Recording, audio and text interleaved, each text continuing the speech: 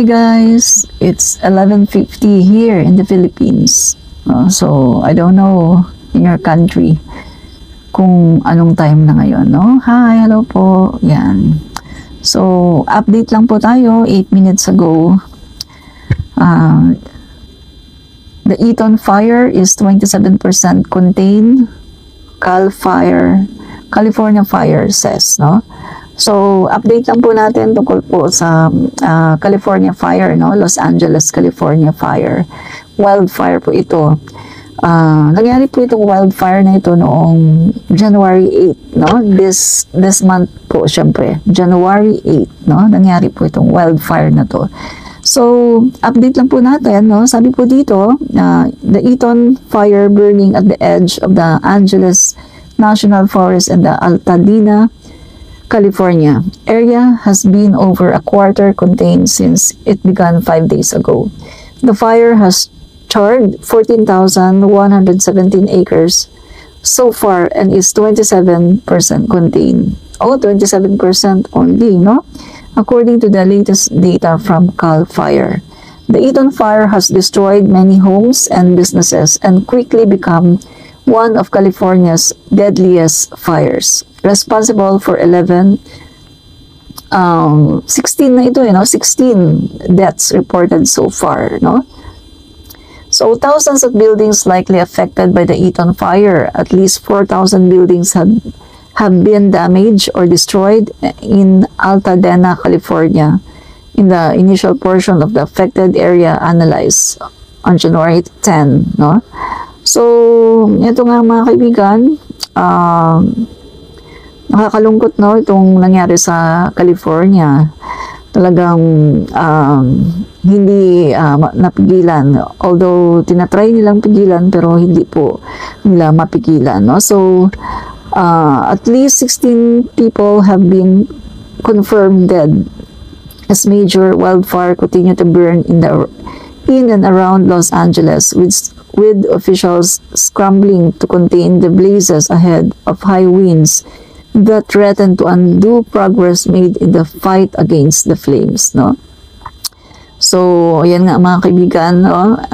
The wildfire has grown to more than 23,700 acres since it broke out in the coastal Pacific Palisadas. So, ang sabi mga kaibigan, no, yung sa report kanina na napanood ko, ay itong wildfire na ito ay patuloy na gumagapang po siya, no? Gumagapang po. Halimbawa, mawawala siya dito sa isang part sa north, pagkatapos pupunta naman siya dito sa east, at pupunta naman sa iba, no? So, gumagapang po siya. So, sana pag-pray po natin na ito ay talagang masawata na kasi napakarami na pong mga nabiktima, no? Napakarami na pong houses ang talagang burn down dahil po dito sa wildfire na ito, no? January 8 po ito nag-start itong wildfire na ito. Yeah. So the coastal Palisadas fire is at least 11% contained but has moved inland toward Brentwood and other communities near the Jetty Center and UCLA. More than 150,000 residents remain under evacuations order as the Eton fire in Altadena and other blazes continue to burn. So, yan mga kaibigan, no?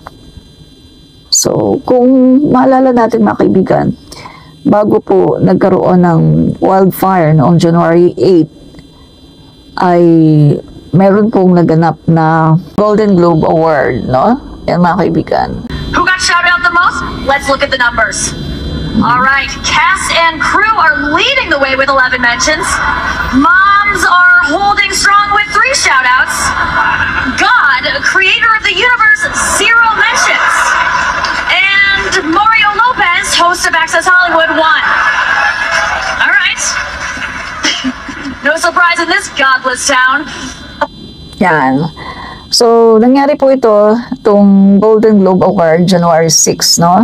And then, so, marami nga pong nakapuna doon sa host na tila minamak na yung God na sinabi niya na 0 mention daw. Yung God of the universe, 0 mention. And then sinabi pa niya na hindi daw na-surprise kasi yung town nga, yung California ay godless, no? Godless town. So, pagkatapos ng mga kaibigan, no, January 6, 2 days after, ayan na nga, nagkaroon nga ng wildfire sa California. At itong fire na to, itong wildfire na to ay talagang tumupok sa napakalaking parte, no, ng California. Talagang ang laki, guys, ang lawak, at hanggang ngayon ay hindi pa ito naaapula, itong wildfire na to. So maraming mga nagkokomento na ayun nga, resulta na ito ng pagmamak nila, no, sa God. Kasi biruin mo, sabihin ba naman na the God, the maker of the universe, zero mention, di ba? So, tapos nagtawanan pa sila. So, dito mga kaibigan, no, kung ating babalikan yung sinasabi ng Biblia, no? Okay, ang sabi po sa Bible ay you cannot mock God. Okay, basahin natin Ang sabi po sa Bible mga kaibigan, no, sa Galatians 7, do not God cannot be mocked. A man reaps what he sows. Whoever sows to please their flesh, from the flesh will reap destruction. Whoever sows to please the Spirit, from the Spirit will reap eternal life. So, dito mga kaibigan, makikita natin na marami ng mga tao ngayon, lalo na sa mga first world country, na hindi na po nananampalataya sa Diyos. Yung godless na talaga, no? Marami po mga first world country, yung mga mayayaman na mga bansa na talagang they don't believe in God, no? Talagang godless. Isa na po dyan mga kaibigan, no, sa mga godless country ay ang China, no? Number 1, China, kasi communist po yan, communist country. At dito naman po sa America, syempre marami din po dyan. In fact, mga kaibigan, sa California, dyan po itinatag yung kauna-unahang Church of Satan. In 1969, dyan po yung pinaka-unang-unang Church of Satan sa California. No wonder mga kaibigan na itong California ay palagi pong may wildfire, no? Kasi yung mga tao nga po dito ay sinasabi nila, kino-confess nila that they are godless and they don't believe in God. Kaya hindi na tayo magtataka kung may mga mangyaring ganito. Iba naman sasabihin na ay wala namang kinalaman dyan ang Diyos, no? So pwede po natin itong bigyan ng interpretation, scientific and biblically. Scientific po kasi yung California po, mainit yung lugar na yan, no? Mainit yan. And then, mainit pero mahangin, no? So, kapag ganyan po kasi, prone talaga yan sa mga wildfire.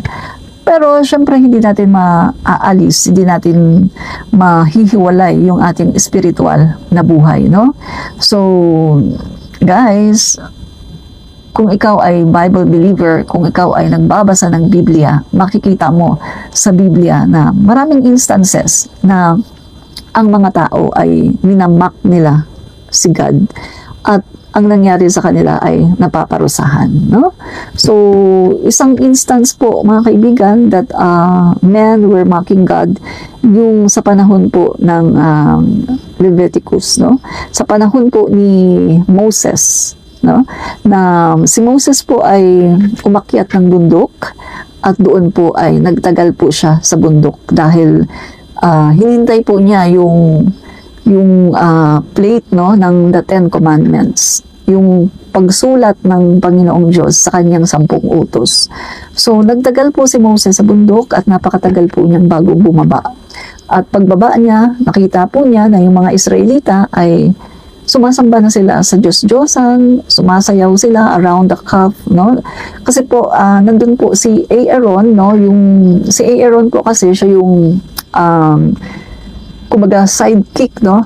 Kanang kamay ni Moses. At dahil si Aaron po ay magaling na sculptor, no? Sculptor, mga kaibigan, no? Yung umuukit, no? Siya po ay magaling na taga-ukit ng mga rebulto. So, ang ginawa po ng mga Israelita ay sinabihan nila si Aaron na hindi na darating si Moses, baka patay na si Moses. Gawan mo kami ng aming Diyos na pwedeng sambahin. So, ang ginawa po ni Aaron, kasi everyday kinukulit po siya ng mga Israelita at talagang galit na sa kanya mga Israelita kasi iniligtas daw sila doon sa Egypt para lang daw mamatay doon sa ilang, no? Doon sa wilderness. Tapos wala daw silang Diyos na sinasamba, no?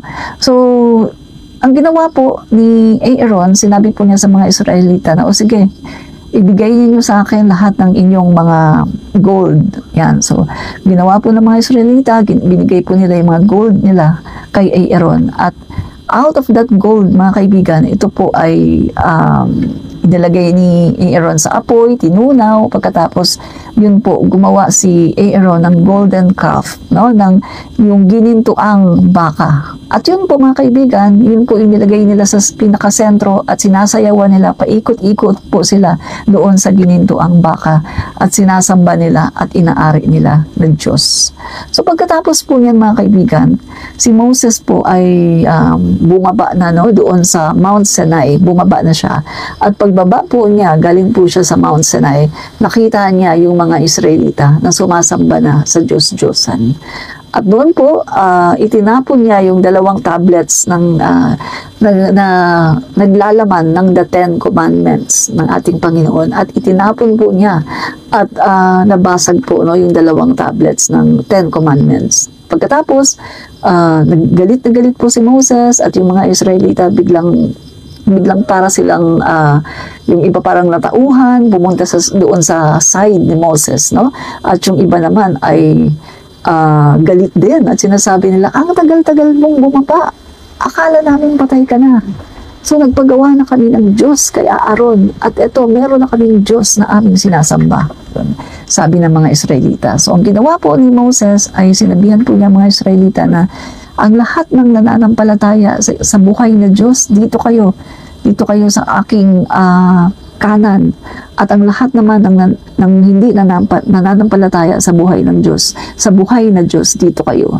So isineparate po niya yung goat sa mga sheep, no? Sineparate niya ang sheep sa mga goat. Pag sinabi po natin goat, yan yung mga masasama na hindi po nagsisisi sa kanilang mga kasalanan.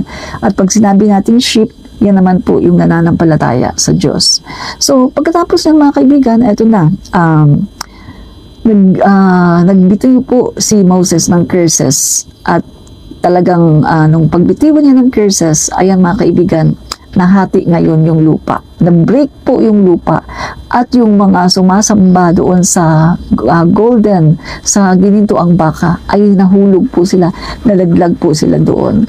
Bago po nangyari yan mga kaibigan, nagkaroon po ng napakalakas na pagyanig ng lupa, ng lindol, at yun na-break ang lupa at nangalaglag doon yung mga tao na sumasamba sa Diyos-Diyosan, at na-save naman yung mga tao na pumunta doon sa side ni Moses. So dito mga kaibigan, sa verse po na yan, kitang-kita natin na minamak po nila ang Diyos na may gawa ng langit at lupa, ang Diyos na may gawa sa atin. So they mock the God of universe. So ang nangyari po sila ay nilamon ng lupa, no? So ayan po mga kaibigan, no? Do not be deceived, God cannot be mocked. A man reaps what he sows. Whoever sows to please his flesh from flesh will reap destruction. So, ganyan po mangyari mga kaibigan, kung tayo po ay meron po tayong ginagawang hindi maganda, no? May ginagawa tayong masama, at tayo po ay hindi nananampalataya sa Diyos, darating po ang araw na maririp po natin yung ating karma, no? Maririp po ng tao ang kanyang kaparusahan, no? The wrath of God. So napakarami po dito sa Biblia na mga verses na nagpapakita na nagalit ang Diyos dahil sa ginagawa ng tao, no? Na tinutuya niya ang Diyos.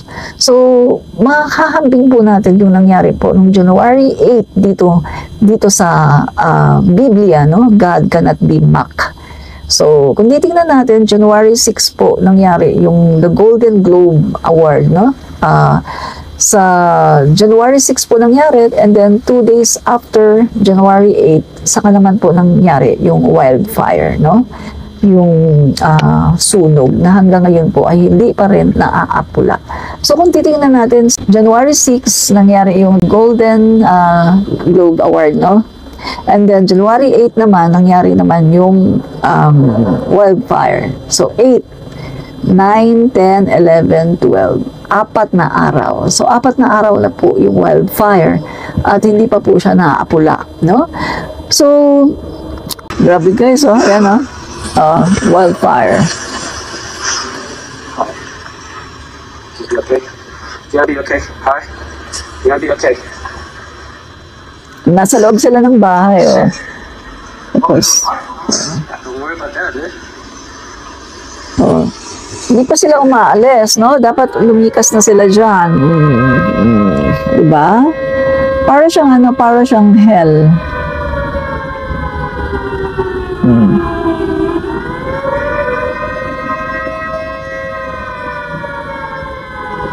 O, diba? Para siyang hell, mga kaibigan, no?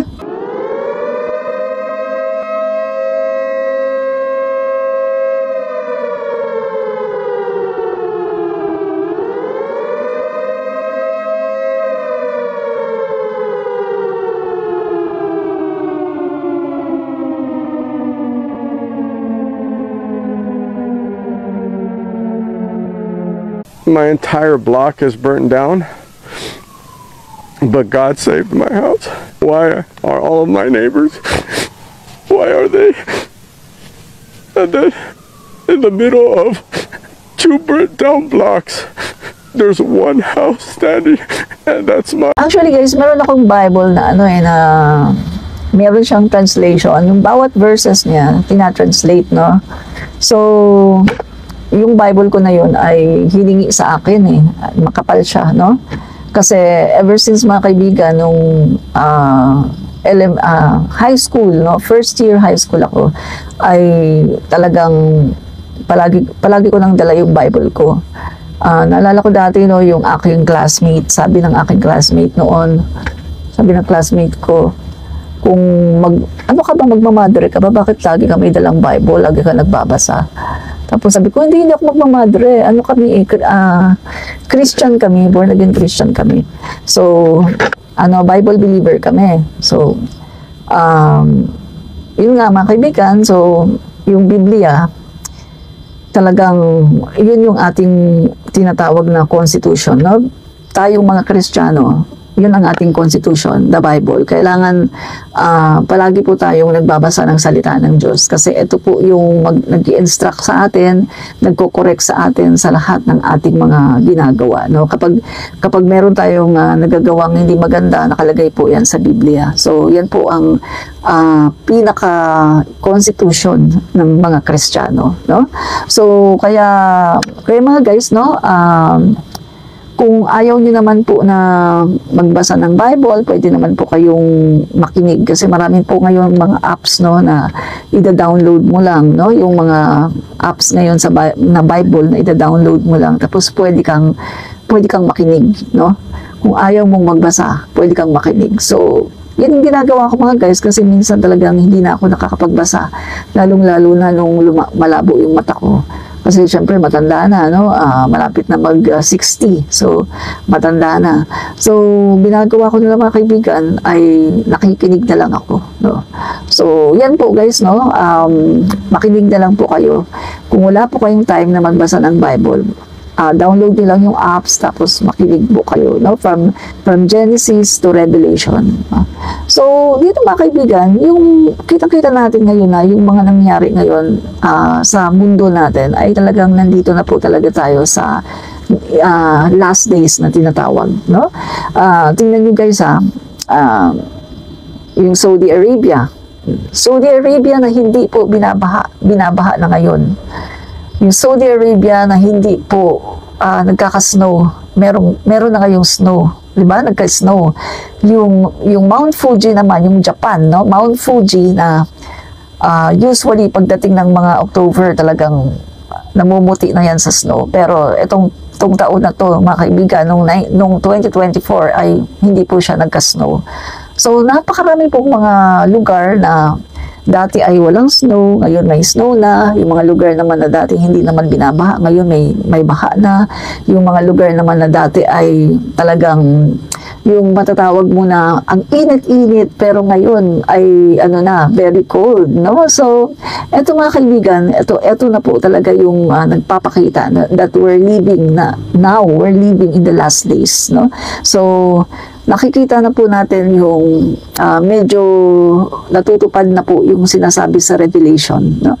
Na yung mga tao na masasama, mas lalong magpapakasama. Yung mga tao naman na mabuti ay mai-entice din sila na yung madadala rin sila sa kasamaan. So, maglalaban ang mga kaharian, maglalaban-laban ang mga bansa, laban sa ibang mga bansa, maglalaban ang pamilya, ang anak, sa magulang, maglalaban ang mga yung ama, anak, etc. etc. So nakikita na natin po, we're living in the last days na talaga, na ang mga tao po ay masyado nang nagiging masama, at ang mga tao ay parang wala na yung kanilang Christian values, parang wala na yung kanilang natututunan, no? Na yung bang nandito na tayo sa panahon na okay na lang yung mga ginagawang masama, no? So mga kaibigan, remind po natin ng sarili natin at ibalik po ninyo yung inyong pagtawag sa Diyos at ang inyong pananampalataya sa Diyos, no? Ibalik po ninyo. At tandaan po ninyo, guys, na yung buhay po natin dito sa mundo, isa lang ang bigay sa atin ng Diyos na buhay. Kung hindi pa natin yan gagamitin sa maayos, at kung hindi pa natin yan gagamitin para maging kapaki-pakinabang, ay baliwala na, no? Kapag nawala ka, anong magiging legacy mo sa mundong ito? Diba? So, wag po natin hayaan na gamitin tayo ng masasama, no? Wag natin hayaan na gamitin tayo ng kasamaan. Bagkus ay palagi tayong tumawag sa Diyos at gawin po natin ang Biblia na ating guidelines, no? Guide po natin para magawa po natin ang nararapat at magawa po natin at ma-apply natin sa buhay natin ang pagiging isang tunay na maka-Diyos, may takot sa Diyos, isang Pilipino na talagang merong pananalig sa Panginoon. Kita niyo nangyari sa California, no? Alam niyo mga kaibigan, yung California, masasabi natin talaga na marami talaga dyan, hindi talaga naniniwala sa Diyos, no? Kasi sabi ko nga, guys, tulad doon sa mga kakilala ko na German, no? May mga kakilala kong German, guys, godless din sila. Hindi sila naniniwala sa Diyos. Pero ang maganda nito kasi naging born again sila, naging born again Christian. So, nung na-born again sila mga kaibigan, biglang nagbago yung pananaw nila. At yun, sumampalataya na sila sa Diyos. At yun nga, na-meet ko yung mga kaibigan, mga naging kaibigan ko na yan, ng mga German, sa isang seminar, no? Bible seminar. Doon po kami nagkakilala ng mga German friends ko. Kasi kwento nga nila sa akin na doon nga daw sa Germany, kaunti lang talaga ang naniniwala sa Diyos. Kasi guys, mayaman silang bansa. Mayaman na bansa na parang halos hindi na nila kailangan ng Diyos. So, na-realize ngayon ng mga naging friends ko na kahit pala mayaman silang bansa, kailangan pa rin nila ng Diyos, no? So, doon po kami nagkakilala sa isang Bible seminar. At nakakatuwa mga kaibigan kasi talagang mararamdaman mo yung presence ng Panginoon sa buhay mo, no? Talagang mararamdaman mo yung presensya ng Diyos sa buhay mo. Sa akin nga mga kaibigan, ang dami kong mga winning experience, ang dami kong mga naranasan sa buhay ko na masasabi ko na talagang nag-miracle ang Diyos sa akin. Talagang miracle talaga ang ginawa niya sa akin, no? So, bigyan ko lang kayo ng kaunting guys, no? Ako kasi, ang aking pananaw sa buhay, no? Pananaw ko sa buhay at ang pananampalataya ko sa Diyos. When it comes to healing, no? Healing. Talagang, ano yan mga kaibigan, talagang pinag-ano ko talaga yan, yung pinanampalatayanan ko talaga yan. Isa lang ang aking doktor. It's God alone, no? Ang Diyos lang talaga ang aking doktor, walang iba. So mga kaibigan, yung father ko kasi namatay siya sa cancer, no? Lymphoma, cancer of the lymph. Tapos mga kaibigan, nangyari ito 2013, yung tungkol sa akin, no, mga kaibigan. Nakaramdam ako ng matinding karamdaman. 2013, ito nangyari mga guys, na parang sabi ko, kahit sa gabi, yung bang sa gabi hindi ka patutulugin, tapos masakit lahat ng katawan mo, lahat ng buto mo, lahat, buong katawan mo, ang sakit-sakit, talagang masakit buong katawan mo. Tapos mga kaibigan, dumating sa time na hindi ako maka-bend, tapos gusto kong maglakad, hindi ako makalakad, pagkatapos parang nababali yung ganito ko, yung spinal cord, tapos nababali yung likod ko, as in mga kaibigan, sobrang sakit talaga. Tapos naalala ko yung father ko, sabi ko, yung father ko namatay sa cancer, no? May cancer siya. College pa lang ako namatay siya sa cancer. So sabi ko sa sarili ko, yung mga symptoms ng father ko, nararamdaman ko, no? 2013 yun guys, no? 2013. So sabi ko, nararamdaman ko yung symptoms na nararamdaman ng father ko. So, ang ginawa ko, hindi talaga ako nagpapagamot, hindi talaga ako nagpapadoktor, no? By faith lang talaga mga guys, by faith. So, ang ginawa ko nun guys, nagpray ako sa Panginoon, sabi ko, Lord, pagalingin niyo po ako, no, sa karamdaman ko. Alam niyo naman, Lord God, na ikaw lang talaga yung aking doktor, no? Sabi ko sa kanya, ikaw lang ang doktor ko, walang iba. Wala akong ibang pinapaniwalaan. Ikaw lang ang aking manggagamot. Oo, ina-acknowledge ko yung mga doktor. Pero pagdating kasi sa akin, guys, iba. Talagang hindi ako nagpapadoktor, no? Talagang, inano ko talaga sa sarili ko na ang doktor ko ay iisa lang. Walang iba kundi ang Diyos na may gawa ng langit at ng lupa.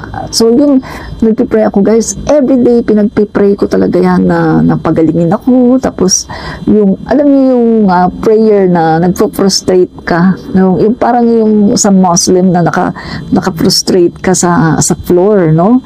Talagang naka-ano talaga sa floor yung mukha mo. Tapos talagang prayer talaga, marubdob na panalangin sa Panginoon na talagang pagalingin sa karamdaman. Tapos mga kaibigan, habang nagpipray ako, yung bang, syempre hindi naman yan kaagad-agad nag-aagaling, di ba? Yung susubukan ka ng Diyos, kung hanggang saan yung pananampalataya mo.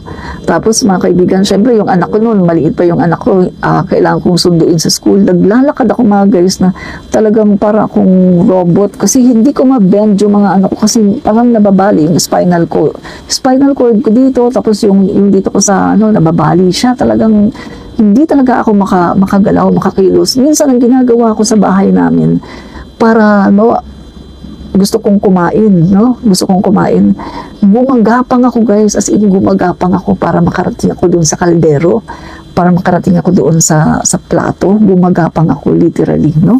Tapos sige lang, pray lang ako ng pray kay Lord. Pray lang ako ng pray kay God. Tapos sabi ko, Lord, ikaw lang ang aking dakilang manggagamot at nananampalataya ako sa iyo. Sabi ko pa sa kanya, deal ko sa kanya guys, kung hindi mo po ako mapapagaling ngayon, okay lang naman po kung kukunin mo na ang buhay ko dahil kayo po ang nagbigay ng buhay ko at kayo din po ang pwedeng kumuha nito. Tapos pray lang ako ng pray. Alam mo mga kaibigan, isang araw nagising na lang ako na parang walang nangyari. Na lahat ng mga sakit na naramdaman ko, nawala siya lahat. As in, nawala lahat.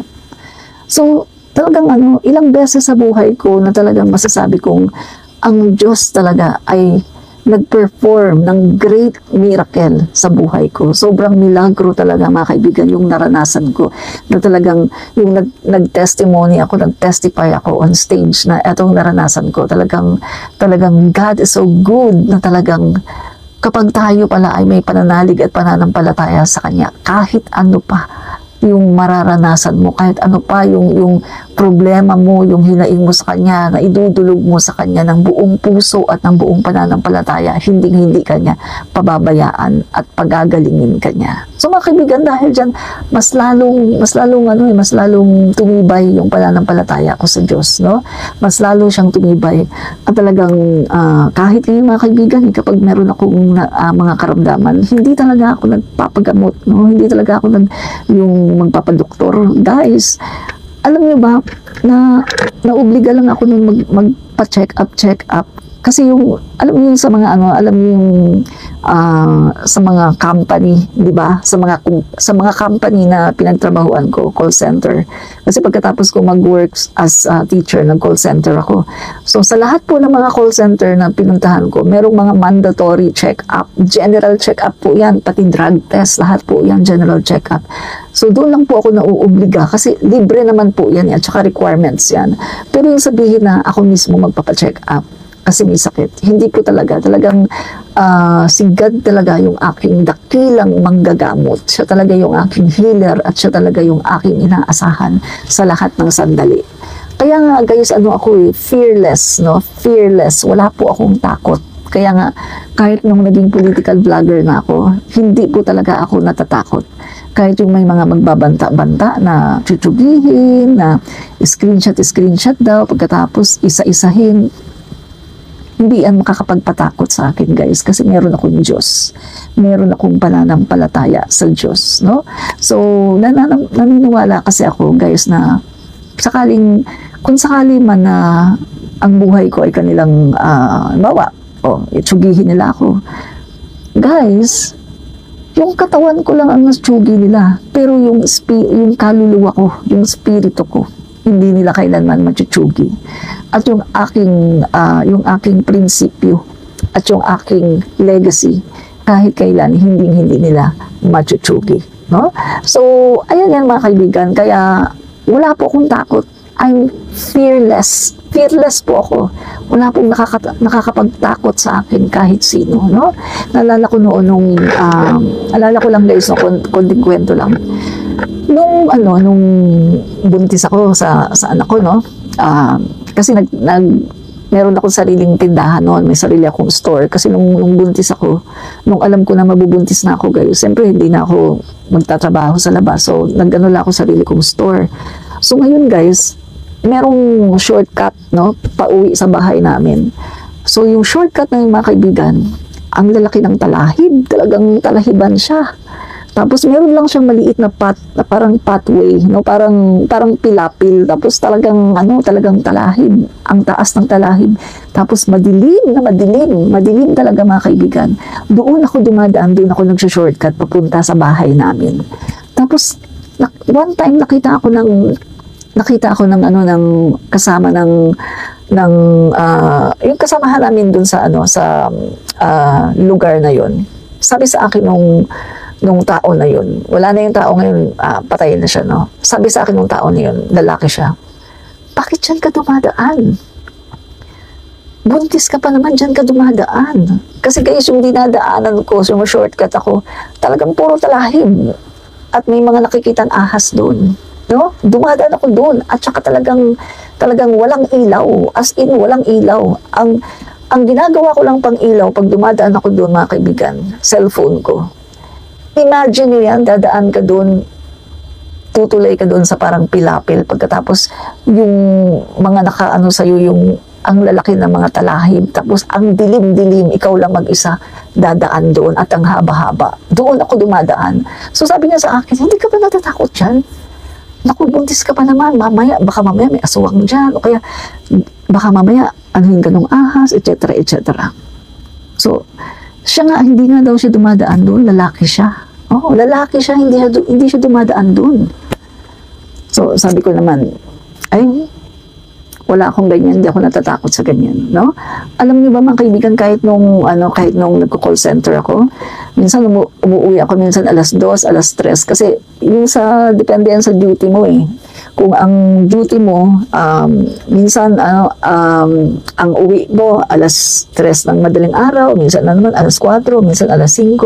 So, talagang pag call center agent ka, talagang madalas talagang gabi or madaling araw, no? So, maglalakad ako, guys, no? Minsan, dyan pa nga sa Pasay, sa MOA, no? Maglalakad ako na lang mag-isa. So, wala akong katakot-takot, guys, no? Tapos, pag hindi malapit na ako sa amin, tapos talagang, mga talahib, grabe mga talahib, guys. Alam niyo, wala akong katakot-takot. Minsan merong, pag doon ako sa may tulay, na yung tulay na yan, sinasabi nila na may mga nakikita ng kung ano-ano. Meron pa daw mga white lady, etc. etc. Alam niyo yung ginagawa ko? Wala akong takot, guys. Ang ginagawa ko, nire-recite ko malakas, no? Psalms 23. Even though I walk through the valley of the shadow of death, I will fear no evil, for you are with me. Thy rod and thy staff, they comfort me. Yan guys, Psalms 23. Talagang talagang nire-recite ko yan kapag yung makakaramdam ng takot. Nire-recite ko yan, nawawala lahat ng takot, mga kaibigan, no? So, yan ang ginagawa ko. Minsan kumakanta ako ng mga Christian song, no? Yung mga Christian song, talagang mawawala talaga yung takot mo. So, ito masasabi ko, no, sa mga kababayan natin, no? Kahit na gaano kayo ka-busy, kahit na gaano kayo daming ginagawa, huwag niyo kakalimutan, no? Huwag natin kakalimutan yung pananampalataya natin sa Diyos. Kasi napakahalaga po ng faith natin sa Panginoon dahil tayo po, tandaan po natin na kaya po tayo nandito sa mundong ito. Hindi po dahil sa sarili natin. Tayo po ay nandito sa mundong ito dahil meron po tayong misyon. Ang lahat po ng tao ay inilagay po ng Diyos dito. Meron pong reason, meron po tayong misyon. At guys, gamitin po natin ang ating buhay ng yung bang worth it, no? Hindi yung dadaan tayo sa mundong ito pagkatapos parang wala naman tayong nagawang maganda. Huwag po ganun, no? So, kailangan po mga kaibigan ay tingnan nyo, no? Mag-reflect kayo. Magkaroon po kayo ng reflection sa inyong sarili. Ano ba yung lalo na ngayon mga kaibigan, January, no? January po. It's a time for reflection, mga kababayan. At kung ano man yung mga nagagawa nyo, hindi maganda nung nakaraang taon, guys, tanggalin nyo na yan ngayon at talagang magbago na kayo, no? Yan po ang masasabi ko, mga kaibigan. So, mag-reflect po tayo, guys. Reflect tayo kung ano man yung mga nangyari sa family nyo, kung anong nangyari sa inyo. At alam niyo, sa totoo lang, no, napakasarap po mabuhay na meron kang Christ, na meron kang Kristo sa iyong puso. Napakasarap po mabuhay na meron kang Diyos na pinapanampalatayahan, no? Kasi hindi ka nag-iisa, lalong-lalo na kapag sa panahon ng mga krisis, sa panahon ng problema, talagang hindi ka talaga magre-reklamo, kasi alam mo, magiging grateful ka talaga, mga kaibigan. Katulad ko, no, kapag may mga nangyayari, mga problem, guys, wala, talagang minsan nga sabi ng kaibigan ko, parang Rich, bakit parang hindi ka namumblema, no? Sinasabi sa akin ng kaibigan ko, parang lagi ka lang nakangiti, parang lagi ka lang tumatawa, parang wala kang problema, no? Nagtataka sa akin minsan yung mga friends ko, bakit daw parang wala akong problem, bakit siguro daw lagi akong kumbaga masaya, parang palagi daw akong walang problema. Hindi nila alam, mga kaibigan, marami din akong mga struggles sa buhay ko. Madami din akong naging problem, marami din akong struggles. Pero, ang ano ko lang kasi, mga kaibigan, nandiyan ang Panginoon, no? Nandiyan si God. Sa lahat ng mga problema natin, huwag tayong makakalimot na tumawag sa Kanya. Diba? Sabi nga, mga kaibigan, kung gaano man kalaki yung problema mo, mas malaki doon ang Panginoon, no? Kung ang problema mo ay gabundok, mas malaki dyan ang Panginoon. No? Our God is a big God. He's the owner of the universe at kayang-kaya niyang solusyonan ang lahat ng iyong mga problema. Diba? So, ayun mga kaibigan, no? Nakakatuwa talaga dahil, yun nga, bagamat sa buhay natin, marami tayong nararanasan, pero kapag andyan si God, talagang yun yung ating nagiging best friend. Ito, madalas ko nga sinasabi sa mga students ko, sa mga pupils ko, no? Lalo na sa mga estudyante ko, kasi mga high school, no? So, madalas kong sinasabi sa kanila, make God your very best friend. Gawin mong best friend ang Diyos. Kasi kapag ang Diyos ang best friend mo, wala kang problema. Kasi kapag meron kang problem, kay God mo sabihin. Instead na sabihin mo sa kaibigan mo. Kasi yung kaibigan mo, pwede kang i-chismis niya, no? Pwede kang siraan pag nagkagalit kayo. Pero ang Panginoong Diyos, mga kaibigan, talagang one-on-one kayo at lahat ng mga sasabihin mo sa Kanya talagang siya lang talaga ang makakaalam, di ba? So, make God your very best friend. At etong sasabihin ko sa inyo guys, try nyo yan at talagang hindi kayo pibiguin ng Panginoon. No? Sa lahat ng sandali, huwag po nating ihiwalay yung ating spiritual life sa lahat po ng ginagawa natin. Kasi sabi nga sa Biblia, no? Nakita nyo guys, yung Panginoon, di ba? Siguro kung naniniwala kayo sa Trinity, God the Father, God the Son, God the Holy Spirit, no? So, ang tao din po ay Trinitarian. Kung ang Diyos po ay Trinitarian, ang tao din ay Trinitarian. No? Trinity din po tayo. Kasi meron po tayong body, soul, and spirit. Yan po. Body, soul, and spirit. So, ang Panginoon naman po, God the Father, God the Son, and God the Holy Spirit. So, Trinitarian. Ang tao din, ginawa din po niya tayo na Trinitarian. Body, soul, and spirit. No? So, yan po mga kaibigan, talagang kaya po ganun kasi tayo ay ginawa ng Diyos na kawangis niya, no? God made us according to His likeness. Kaya po, kung anong meron sa Panginoon, ganun din po tayo, no? Trinitarian siya, Trinitarian din po tayo, no? So, hindi po natin pwedeng ihiwalay yung ating spiritual life sa ating physical life, mga kaibigan. Kasi, syempre, kung, minsan nga may magsasabi sa akin na, oy, yung politika, bakit pag ako daw minsan mag-mention ako sa topic sa politika, bakit daw sinasamahan ko ng Bible, no? So, ang sabi ko naman dyan, mga kaibigan, kasi, eto nga, yung isang politiko na walang Diyos, ang isang politiko na hindi naniniwala sa Diyos, malamang pumapatay ng tao. Ang isang politiko na hindi nananampalataya sa Diyos, malamang magnanakaw. Ang isang politiko na hindi nananampalataya sa Diyos, malamang palamura. Ang isang politiko na hindi nananampalataya sa Diyos, malamang manyakis. Ang isang politiko na hindi nananampalataya sa Diyos, malamang walang paggalang sa human rights. Ang isang politiko na hindi nananampalataya sa Diyos, malamang criminal. Kaya madalas kong sabihin, hindi natin pwedeng sabihin na, oy, nagbablog ka, bakit ka nagsasabi ng verse in the Bible? Hindi po natin pwedeng hiwalay yung ating physical sa ating spiritual life. Dahil ang isang tao, kung kahit ano pa man ang iyong trabaho, dapat nandyan pa rin ang Diyos para magagawa mo yung tama. Yun mga kaibigan. Yan yun. Kaya maling-mali po yung nagsasabi na, ay, nagbablog ka pagkatapos sasamahan mo ng Bible verse. Mali po yun. Hindi po natin pwedeng hiwalay ang ating physical sa ating spiritual. Diba?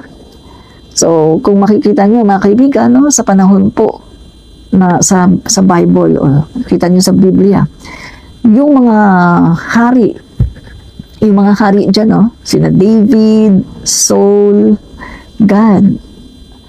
Gosh, sino ang nag-ordain sa kanila? Inordain sila ng mga propeta ng Diyos. At sino ang nagsabi sa mga propeta ng Diyos kung sino ang kanilang i-ordain? Sino ang nagsabi sa mga propeta ng Diyos? Sino ang nag-utos sa kanila kung sino ang kanilang dapat na i-ordain? Walang iba kundi God the Father. Ang Panginoon po ang nagsasabi sa mga propeta noon kung sino ang kanilang i-ordain para maging king. Yan. So, kaya kailangan po magbasa kayo ng Biblia. To, I challenge, no? Tina-challenge ko ang mga DDS. Lahat ng mga DDS, tina-challenge ko kayo. Read the Bible. Basahin nyo ang Biblia. At, ito challenge ko sa inyo kapag binasa nyo ang Bible, huwag nyong gagamitin to. Don't use your own intellect. Huwag niyong gagamitin to. Alam niyo kung paano binabasa ang Biblia? Pag nagbasa ka ng Biblia, bago mo buksan yung Bible mo. Bago mo buksan yung Bible mo, humingi ka ng wisdom sa Holy Spirit. Mag-pray ka. Humingi ka ng wisdom sa Holy Spirit, sa Panginoon. Mag-pray ka sa Kanya, nabigyan ka niya ng wisdom para maintindihan mo kung ano ang laman ng Biblia, kung ano ang laman ng mga salita ng Diyos. Huwag mong i-interpret sa sarili mo, mga kaibigan. Alam niyo ba kaya tayo nagkakaroon ng mga kulto? Kasi nagbabasa sila ng Biblia, pagkatapos ini-interpret nila sa kanilang sariling knowledge. Walang guidance of the Holy Spirit. Iba po ang Biblia. Kapag ang Biblia ay iyong binasa, kailangan guidance of the Holy Spirit, wisdom of God. Hindi po pwede na yung wisdom mo, hindi po pwede na i-interpret mo yan sa sarili mong talino. Mali po yun. Kasi kapag ganun po ang ginawa nyo, in-interpret nyo ang Biblia sa sarili nyong talino, bukas magiging kulto na kayo. Yan mga kaibigan, kaya nagkakaroon tayo ng mga kulto kasi binibigyan nila ng maling interpretasyon ang Biblia. Yan po yun, no? So, read the Bible, mga kaibigan, na bago nyo basahin ang Biblia, humingi kayo ng guidance sa Holy Spirit. Ganyan po yan, no? So mga kaibigan, no, meron ditong tips, no? Bigyan ko lang kayo ng konting tips, no? Paano po magbabasa ng Biblia, no? So, una mo mga kaibigan, start with the Gospels. The Gospels of Matthew, Mark, Luke, and John, no, are a good place to start because they tell the story of Jesus Christ, the Bible's main message, no? So itong Matthew, Mark, Luke, and John, yan po yung tawag po dyan, the Gospels, no? Matatagpuan po ito sa New Testament. So dito po sa the Gospels, eto po, nandito po yung sa buhay po, no, ni Jesus, story of Jesus Christ. And then, paano pa? Read slowly. Start by reading a small portion, like a chapter or a short passage for about 10 to 15 minutes, no? So, kapag nagbabasa daw po tayo ng Biblia, kailangan, hindi po yung, isahang, biglaan, no? So, kailangan, yung ating pong ninanamnam, no, yung mga words, yung mga salita na nakalagay doon, kailangan atin pong ninanamnam. At yun nga po, kailangan po nating magdasal bago tayo mag-start na mag-read, kailangan po natin mag-pray, no? Pray for understanding at pray po tayo para maintindihan po natin at hindi po natin bigyan ng sariling interpretasyon. Kasi pag binigyan po natin ng sariling interpretasyon ng Biblia, mamamali po yun. Huwag natin gamitin yung ating head knowledge, but gamitin po natin yung ating yung knowledge ng Holy Spirit, no? The guidance of the Holy Spirit. Yun po ang dapat nating gawin, no? So,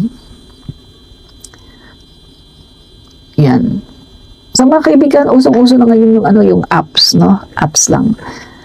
So, sabi ko nga, kung tinatamad kayo magbasa dahil bawa ang mata niyo ay malabo, pwede naman po kayong makinig. Makinig na lang kayo, no? Yun na lang po ang gawin niyo. Okay lang po yun.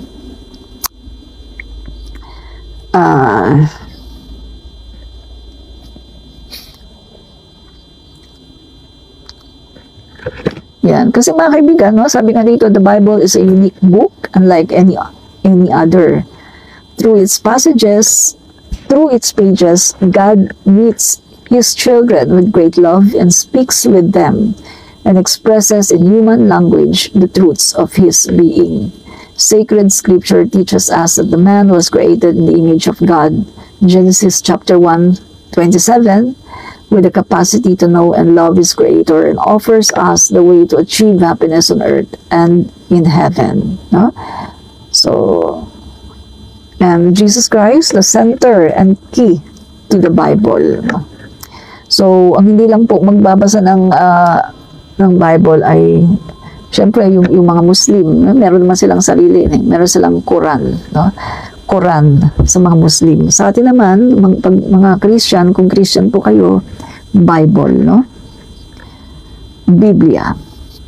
So, sabi po sa 2 Timothy chapter 3 verses verse 16, all scripture is useful for teaching, for refutation, for correction, and for training in righteousness, no? So, nakalagay po yan sa 2 Timothy chapter 3, verse 16. So, lahat daw po ng scripture ay useful, kapaki-pakinabang na magagamit natin sa pagtuturo, no? For instructions, at sa for correction, and for training in righteousness, no? So, yun mga kaibigan. So while you can read the Bible like any other book, it may be more beneficial to spend a short time each day, 5 or 10 minutes, and longer period at another time of the week. The main purpose is for each person to gain a deep knowledge and love of Christ, and also through Christ's teachings, to gain knowledge and love of the Father and the Holy Spirit. To achieve the goal, it's recommended to read the New Testament for your daily readings. No? Dali guys, na? Okay. Wait lang guys, ha? Okay. Yan, okay. So, eto, reading the Bible, no? So, guys, ito. Yan ako, i-share ko sa inyo, no? Una muna, mga kaibigan, paano nga ba pag-read ng Bible? So, meron dito the prima process. Ano ba yung prima process, mga kaibigan? So, share ko sa inyo, no? Itong prima process, mga kaibigan. Prima is the Latin word for first, no? Prima, first. So, unang-una, mga kaibigan, pray, no? Pray. Begin with a prayer that your time with the Bible will draw you closer to God. So, una muna, pray muna kayo, no?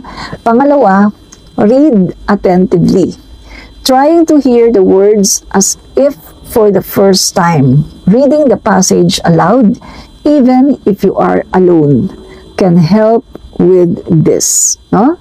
So, ano pa? Imagine being part of the story. You just read what you feel, how you react. So, unang-una mga kaibigan, nung sabi, pray. Una daw, kapag magbabasa ka ng Biblia, pray. Magdasal ka. Naturuan ka ng Panginoon kung ano ang nakalagay doon, no? Bigyan ka niya ng knowledge. And then pangalawa, ay basahin mo out loud. Read out loud the verses. Kasi sabi nga mga kaibigan, faith comes from hearing and hearing and hearing the Word of God. So, ang pananampalataya daw po ay ang pananampalataya ay sa pamagitan po ng ating pagdinig. Pag tayo ay palaging nakakarinig ng salita ng Diyos, doon po nagde-develop ang ating pananampalataya.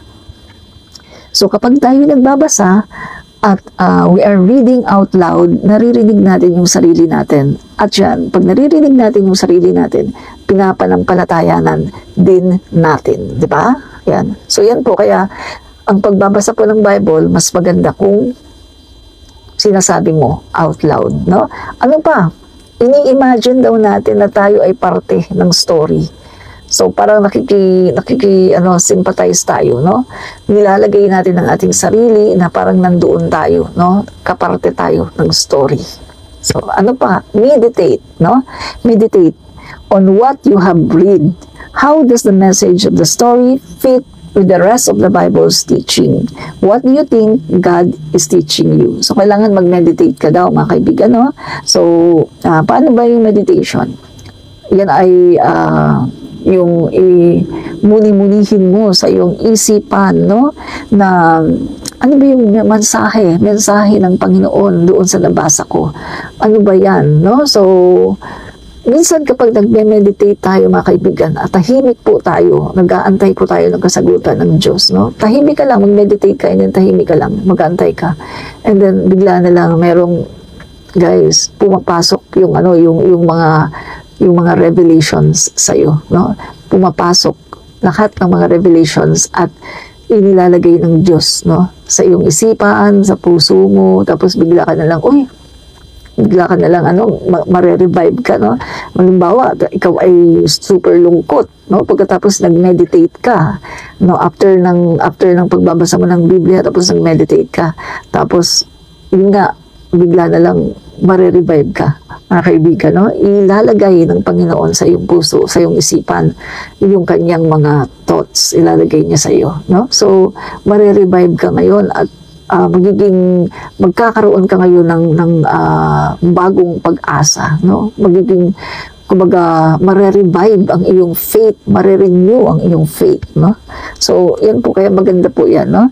So, ano pa? Apply what you have read. Yan. Ito na po yung mga kaibigan, yung i-apply na po natin yung ating mga nabasa, no? Kasi, sabi nga nila, kapag nabasa mo yung sa Biblia, halimbawa, love your enemy. Love your enemy. Nabasa mo yan. So, love your enemy, meditate mo, love your enemy, love your enemy. Okay.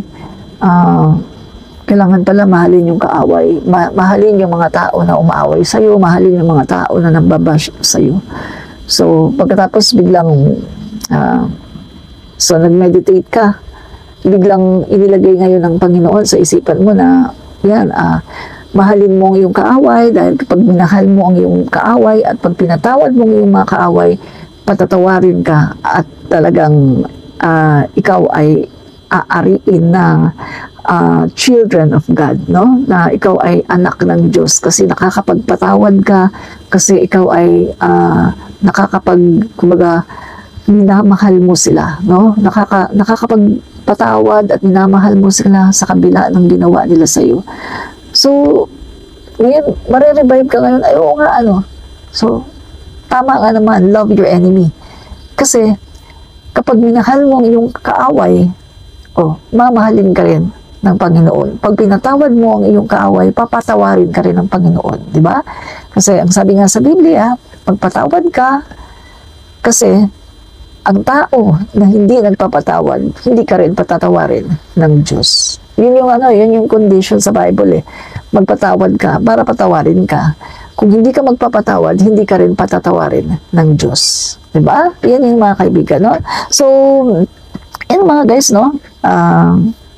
Dami na natin na pag-usapan, no? Pero yung pinaka-topic natin, ayun nga yung January 6, nagkaroon ng Golden Globe Award, no? Pagkatapos January 6 yun, di ba? Minak nila si God na no mentions, tapos godless county, yung California. So ano nangyari? After 2 days lang, January 8, nagkaroon na ng wildfire. At hanggang ngayon ay hindi ano ba tawag sa Tagalog? Hindi na basta Tagalog yun? Hindi na aapuhap ang apoy, no? Hanggang ngayon, bagamat doon sa ibang mga lugar ay medyo nakukontain, pero kumakalat sa ibang mga lugar, no? So, yun mga kaibigan ang naging resulta ng kanilang pagiging godless, no? So, kailangan po talaga na ang tao po ay manampalataya sa Diyos. Kailangan po natin na i-renew po yung ating faith kay God. Kahit ano pa man po yung inyong nararanasan sa buhay, yung status ninyo sa buhay, kahit ano pa man yung paniniwala nyo, political or whatsoever, kailangan po nating i-renew ang ating faith sa Panginoon, no? So, yan po mga kaibigan. Ang dami na natin na pag-usapan, guys, no? Yan. Tama ka, ma'am. Kaya mag-iingat ang mga taong walang takot sa Diyos. Correct po, no? Correct po kayo dyan. So, mga guys, siguro hanggang dyan na lang tayo, no? Kasi maraming na tayong napag-usapan. Super dami na nating napag-usapan, no? Maraming po salamat mga kaibigan sa mga nandito at nag-drop by, no? So maraming po salamat. Ito po muli si Admin Rich, lagi po nagsasabing fight fake news, expose the truth, kahit ano pa man po ang inyong political colors, no? Huwag niyo pong kakalimutan na kayo ay tao.